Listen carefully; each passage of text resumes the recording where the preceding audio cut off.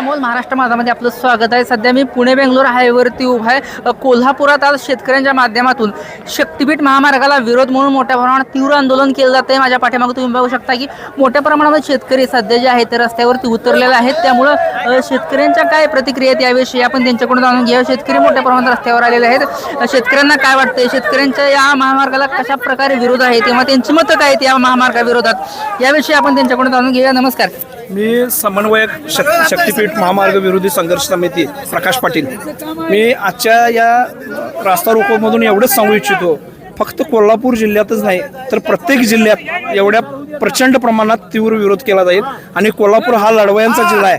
कोल्हापुरातील शेतकरी फक्त कोल्हापुरातला महामार्ग बंद केला म्हणून शांत बसणारे नाहीत, तर इतर जिल्ह्यातल्या शेतकऱ्यांच्या वर पण आमचे नेते सन्माननीय बंटी पाटील साहेब, राजू शेट्टी साहेब आणि सर्व शक्तीपीठ संघर्ष समितीचे नेते यांच्या माध्यमातून महाराष्ट्र राज्यातल्या ज्या 12 जिल्ह्यातले शेतकरी आहेत त्या शेतकऱ्यांना कोल्हापूरचं प्रचंड मोठं असं पाठबळ असेल आणि हा शक्तीपीठ महामार्ग रद्द केल्याशिवाय आम्ही स्वस्थ बसणार नाही। आमची 2 एकर शेती जाते, आमची पोरं बाळ बारके आहेत, आमच्या मुलांनी नोकऱ्या नाही आहेत, आम्ही शेतीवर 4 ढोरं पाळून आहे, आम्ही सगळे शेत देऊन करायचं काय, उद्या खायचं काय, एवढी जनता जगवायची कशी?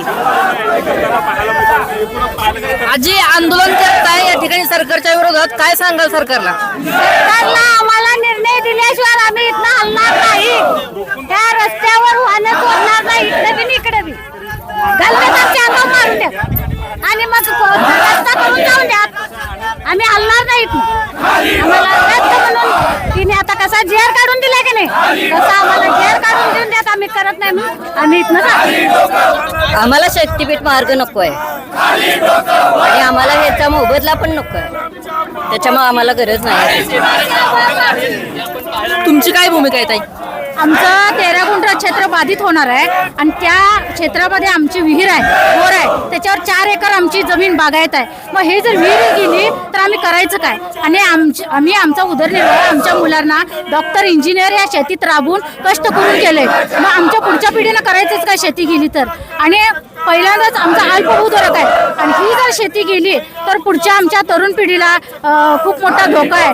आणि हा शेतकऱ्याला तर आहे पण शेतमजूर उपासमारीची वेळ येणार आहे, कारखानदारांना याचा धोका आहे। आणि कोल्हापूर जिल्ह्यात जर शक्तीपीठ महामार्ग झाला तर पूर्ण पाण्याखाली ही शेती जाणार आहे, महापुराचं संकट येणार आहे।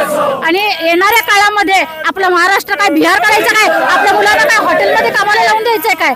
जर शेतीच नाही राहिली तर आमच्या उत्पन्नाचं साधन काय राहणार आहे? मग कुठल्या याला शक्तीपीठाला आम्ही जाऊ शकणार आहे? आणि हा जो सरकारनं जो घाट घातलाय दडपशाही हुकुमशाहीच्या पद्धतीचा, याचा आम्ही तीव्र विरोध करतो आहोत। आणि मला खरं देवेंद्र भाऊंना सांगायचं आहे, तुम्ही लाडकी बहीण योजना केला पण तुम्ही आवळा देऊन कोहळा काढायचं काम करताय। पश्चिम महाराष्ट्र इलेक्शनच्या अगोदर तुम्ही सांगितलं की आम्ही पर्यायी मार्ग शोधू म्हणून, आणि परत हा तोच मार्ग आमच्यावर लादा लागलाय तुम्ही। आम्ही कडक तीव्र शब्दात विरोध करतो।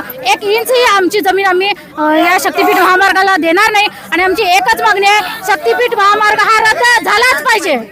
मागण्या शेतकरी हिताच्या आणि शेतकऱ्यांच्या मुलाबाळांचं भविष्य उद्ध्वस्त करणारा हा जो शक्तीपीठ मार्ग आहे नागपूर गोवा, जो गरजेचा नाही आहे, जो आर्थिकदृष्ट्या परवडणारा नाही आहे, राज्याच्या हिताचा नाही आहे, कुणाचंही हित नसताना फक्त मुठभर नेते मंडळींचा आणि येणाऱ्या महापालिका जिल्हा परिषद निवडणुकीच्या निमित्तानं टक्केवारी स्वरूपाचे जमा करायचा ज्यांचा स्वार्थ आहे त्यांच्या हिताचा हा निर्णय आहे।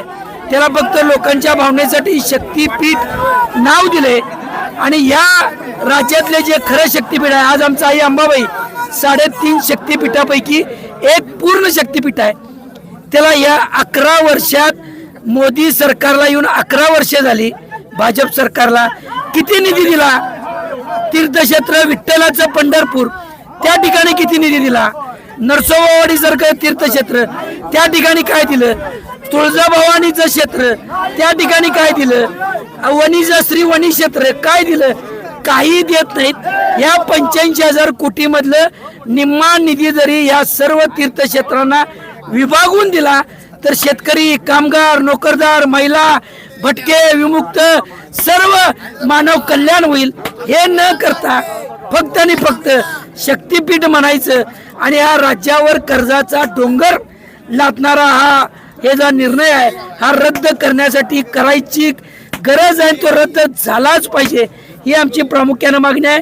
राज्यातला देशातला प्रत्येक नागरिक त्याचे वाढ वडील शेतकरीच होते.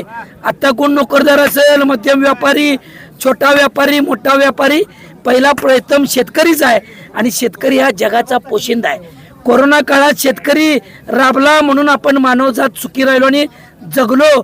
त्यामुळे भविष्यात हा जर शक्तीपीठ राबवण्यात आला तर राज्यावर दुप्पट कर्ज येणार आहे. सगळ्या नोकरदारांच्यावर टॅक्स वाढणार आहे, व्यापाऱ्यांच्यावर टॅक्स वाढणार आहे. त्यामुळे राज्यातल्या सगळ्या घटकांनी यामध्ये सहभाग घेऊन हा निर्णय रद्द करायला लावलाच पाहिजे.